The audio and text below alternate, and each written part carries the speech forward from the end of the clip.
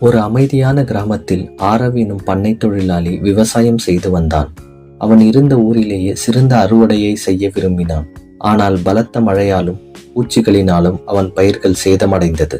கிராமத்தினர் அவனின் வீண் முயற்சியை கைவிடக் கூறினார்.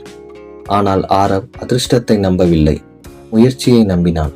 ஒரு நாள் ஒரு முதியவர் ஆரவ் ஒரு ஏற்கலப்பையை சீர் செய்து கொண்டிருந்ததை கவனித்தார். பின் அவர் ஆரவிடம் கேட்டார், இத்தனை தோல்விக்கு பிறகும் ஏன் மறுபடியும் வீண் முயற்சி செய்கிறாய் என்று. அதற்கு ஆரவ் கூறினான், தோல்வி என்பது நோய் அல்ல, பயம் என்பதே நோய், அதற்கு நம்பிக்கை என்பதே மருந்து. நான் கற்றுக்கொள்ளும் வரை தோல்வி அடைய மாட்டேன் என்றான். புதிய விவசாய முறைகளை பற்றி கற்றுக்கொண்டான். மண்ணை, இயற்கை உரங்களை பரிசோதித்தான். இரவில் கூட விழித்திருந்து பயிர்களை காத்தான்.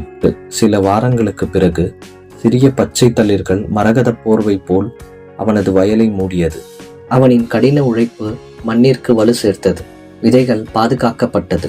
அறுவடை நாளன்று ஆரவின் நிலம் தங்க பயிர்களால் ஜொலித்தது. சூரிய ஒளி கடல் போல அசைந்தது. கிராம மக்கள் அதிர்ச்சியடைந்து கூடினர்.